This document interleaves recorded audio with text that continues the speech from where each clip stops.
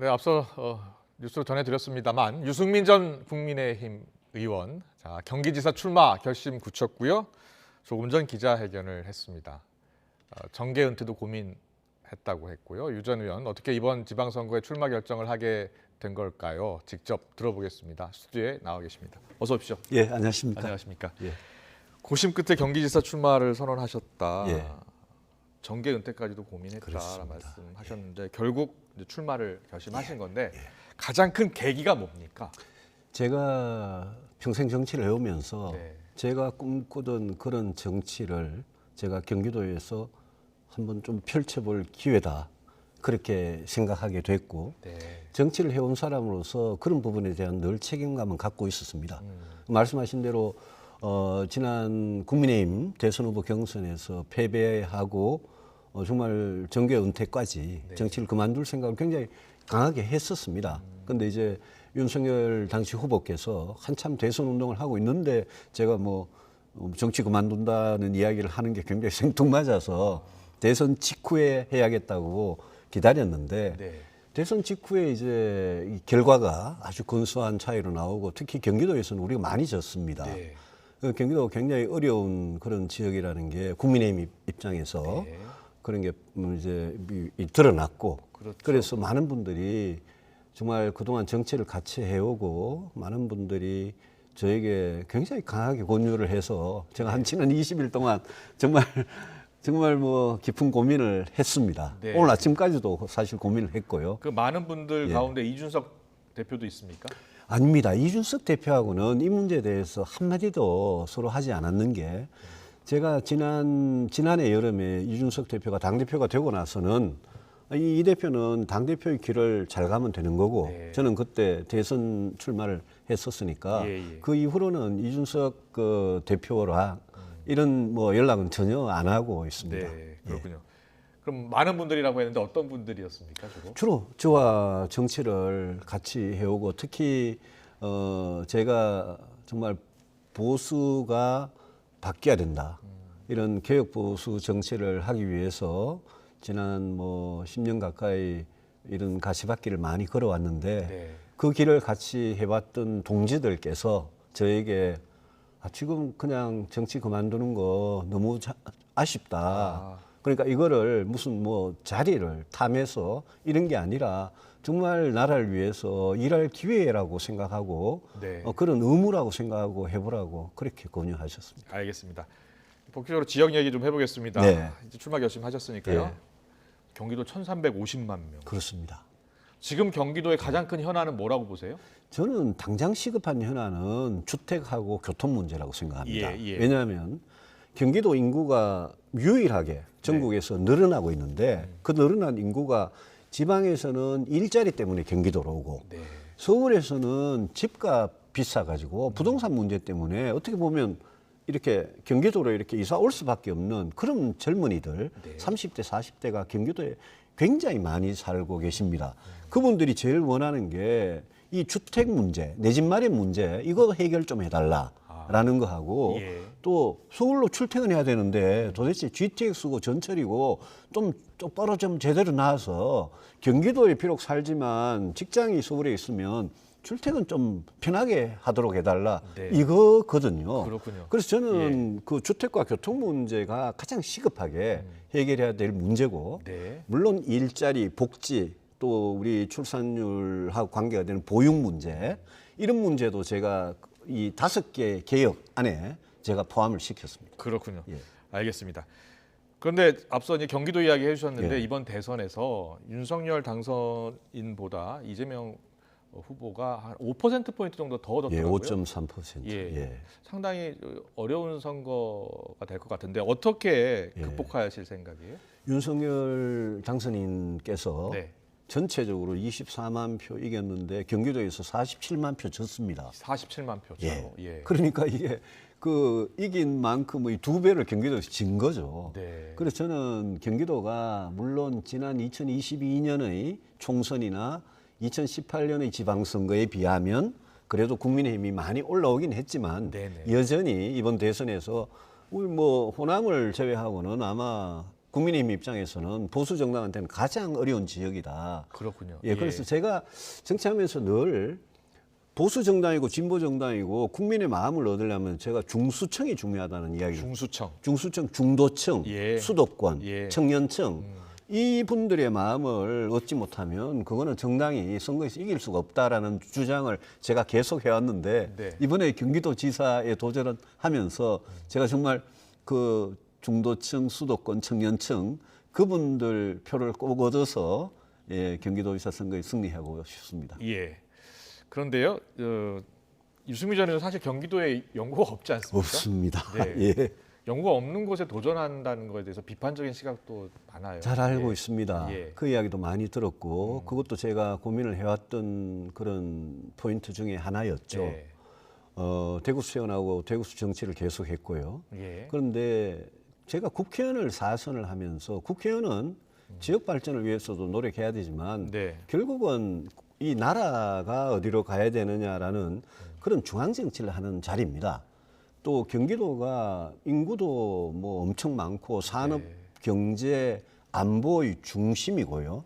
그래서 제가 국회의원을 하면서 또 대선에 2번 출마하면서 우리 국민들을 위해서 세웠던 많은 정책 공약들이 사실은 경기도에 거의 대부분 그대로 적용이 돼도 될 만큼 그렇습니다. 그리고 예. 1357만인데 예.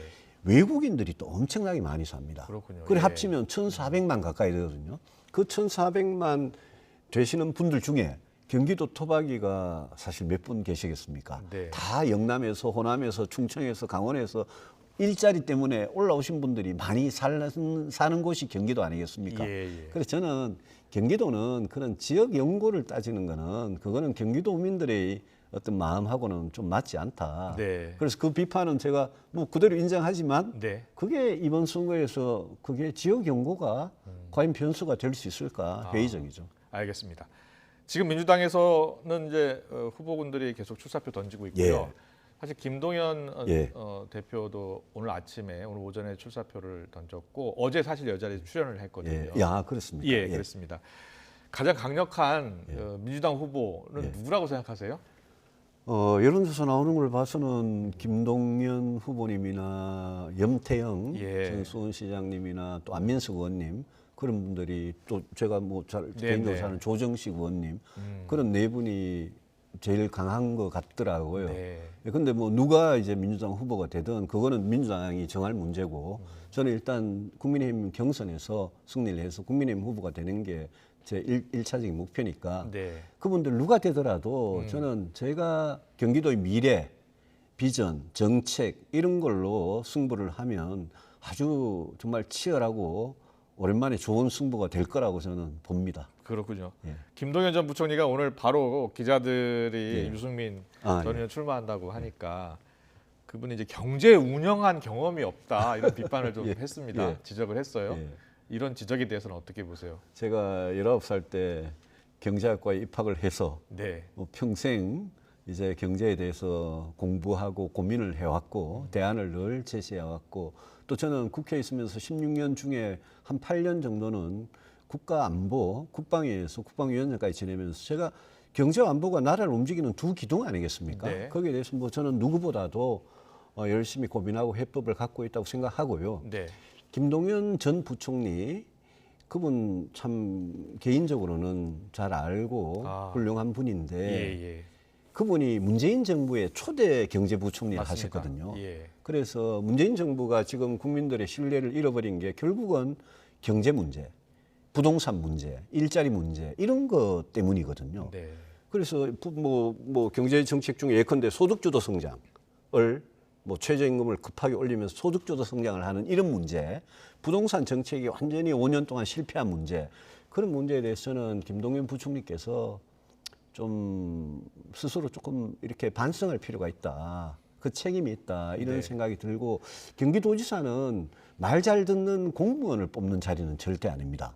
여기는 도지사로서 정치적인 판단을 해야 될 때도 굉장히 있고 정책적으로도 굉장히 준비가 잘 되어 있어야 되고 하기 때문에 네. 저는 김동연 부총리 같은 분하고 만약 제가 본선을 치르게 되면 아주 아주 멋있는 승부를 한번 치러보겠습니다. 알겠습니다.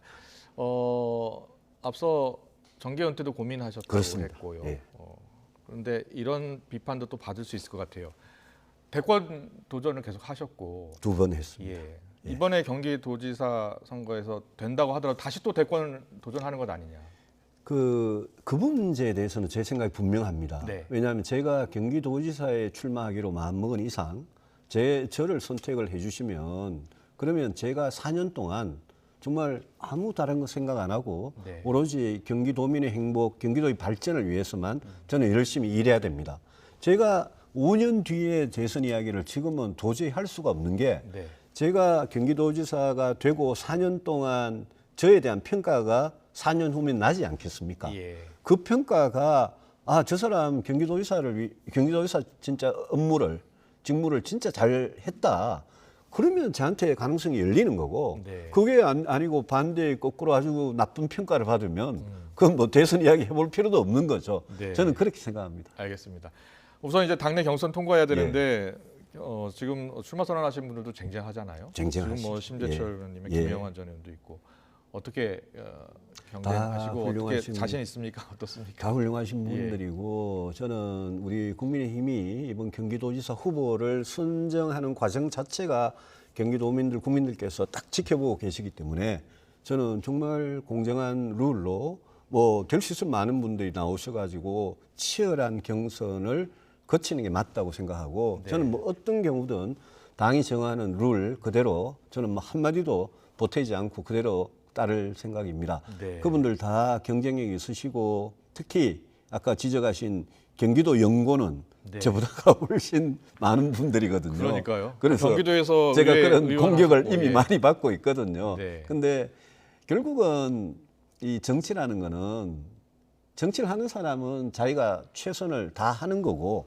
그 정치에서 선거에서의 승패는 그거는 한 표 한 표 갖고 계신 유권자들, 경기도민들께서 정하는 거거든요. 네. 그런 점에서 저는 늘 겸손해야 된다고 생각하고 누구든요. 저를 예. 포함해서. 그래서 이번에 경선과 본선도 그런 각오로 최선을 다하겠습니다. 네. 정치적 기반이 사실 대구셨잖아요. 그렇습니다. 네. 예. 대구를 떠나서 경기도로 이제 도전을 하시는 건데 대구 저- 시민분들이나 예, 한테는 좀 이야기를 하셔야 될 것 같은데. 그리고 뭐 이 TV도 대구 경북의 네. 시도민들께서도 많이 보고 계실 겁니다. 저는 대구에서 태어났고 거기서 학교를 다녔고 정치도 거기서 했고 그런 사람이 뭐 부인할 수 없는 사실이고 대구를 떠나면서 제가 아까 중수청 이야기를 했습니다마는 제가 왜 그런 감회를 할까 그런 게 없겠습니까? 또 특히 최근에 박근혜 전 대통령께서 사면 받고 퇴원하시고 대구 달성의 사저로 입주하시는 그런 장면을 보면서 제가 아마 제가 말을 다 못할 정도로 저는 참 그런 많은 생각들이 있었습니다. 제가 대구를 떠나기 때문에 네. 조만간 대구에 직접 가서 제가 대구 시도민들께도 그동안 저를 사선 국회의원으로 만들어 주셨고 네. 오늘의 저를 뭐 좋아하시든 미워하시든 오늘이 저를 만들어 주신 분들이기 때문에 예. 그분들께 찾아뵙고 인사를 드리고 올 생각입니다. 지금 화면에 박 전 대통령의 모습이 예, 보이는데요. 예. 한번 뭐 집에 찾아가든지 뭐 만남의 기회를 가지실 예정입니까? 계획을 갖고 계십니까? 박근혜 전 대통령과 저와의 관계에 대해서 네. 정말 엄청난 많은 이야기들이 있었지 않습니까? 네. 특히 지난 제가 박근혜 전 대통령 비서실장이 2005년이니까 벌써 17년이 됐네요. 그런데 예.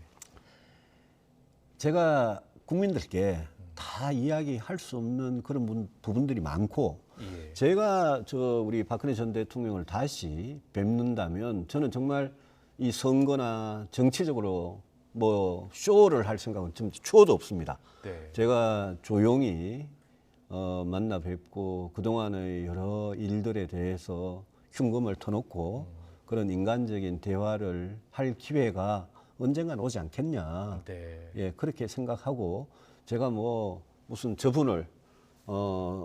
저분과의 관계 그게 뭐 좋은 인연이든 나쁜 인연이든 그런 부분을 제가 이 선거에 정치적으로 이용할 생각, 그거는 뭐 저분한테 대한 도리도 아니고요. 예. 그렇게 생각합니다. 그렇군요. 알겠습니다. 23년 정치 모든 역량을 다 쏟아붓겠다라고 하고, 예, 그렇습니다. 그리고 예. 개혁 보수의 예. 정치 한번 보여주겠다라고 그렇습니다. 했는데 개혁 보수의 정치 어떻게 보여드릴 예정입니까? 개혁 보수라는 거는 우리가 보수 정치, 과거의 보수 정치에 대해서 사람들이 갖고 있던 그런 선입견들이 있습니다. 예. 아직도 지금도 보수 정당의 발목을 잡는 예컨대 기득권층, 재벌, 대기업을 보호한다. 너무 자유시장 경제만 외치면서 진짜 어려운 이웃들을 돌보는 그런 따뜻한 정치를 하지 않는다. 예. 또 우리 공동체의 가치라고 할 수 있는 자유 이외에도 평등, 공정, 정의, 생명, 안전, 환경, 그다음 뭐 노동자의 문제들, 이런 문제들의 장애인의 문제, 이런 문제들에 대해서 너무 공감 능력이 부족하다. 이런 이미지를 저는 벗어 던지는 게 보수 정치가 살 길이라고 생각하고 그 개혁 보수, 따뜻한 보수, 정의로운 보수를 위해서 저는 그동안 정말 보수 정당 안에서 외롭게 투쟁을 해왔습니다. 네. 제가 경기도지사가 되면 경기도에서 정말 그 제가 그동안 갖고 있었던 그런 정치 철학을 현실에 꼭 좀 구현을 해보고 싶은 그런 아주 강한 그런 소망이 있습니다. 알겠습니다. 이번 대선에서 가족들도 많이 도우셨잖아요. 그럼요. 따님도 많이 뵙고, 예. 가족들이 예. 여기 도지사 도전한다고 하니까 뭐라고 하셨나요? 저희 이번에 사실 예. 그 제 가족들 또 저와 가장 가까이 일하던 저를 도와주는 뭐 제 보좌진들이나 그런 분들 제일 가까운 분들이 제일 많이 반대를 했습니다. 그래서 제가 아직도 가족을 이제 오늘 또 이제는 동의를 해줬는데 아, 그렇습니까? 예. 가족들 동의 안 받고 출마할 수 없죠. 그렇습니다. 그래서 뭐 제가 그 가족 동의 안 받고 어떻게 출마하겠습니까? 네. 그럼 오늘 아침에 어머니, 누나, 형 또 제 아내 또 아들, 딸한테 다 아빠 이제 출마한다. 그렇게 결심했으니까 많이 도와달라 그래서 오늘 겨우 이제 동의를 받았습니다. 아, 대선도 열심히 뛰시고 예. 힘들지는 않으세요? 뭐 건강이 좀 안 좋다 이런 소문도 있고 해서. 아닙니다. 예, 괜찮습니다. 괜찮습니까? 보시다시피 멀쩡하고 대선도 치렀고 예. 이 60일 동안 제 모든 걸 쏟아 부어가지고 제가 뭐 정치를 그만둘 생각까지 진짜 진지하게 했던 사람이 예. 그 자리나 이런 데 대해서 무슨 욕심이 있겠습니까? 네. 제가 정말 그 우리나라에서 제일 크고 경제와 안보의 중심인 경기도를 위해서 제가 한번 일을 해보겠다.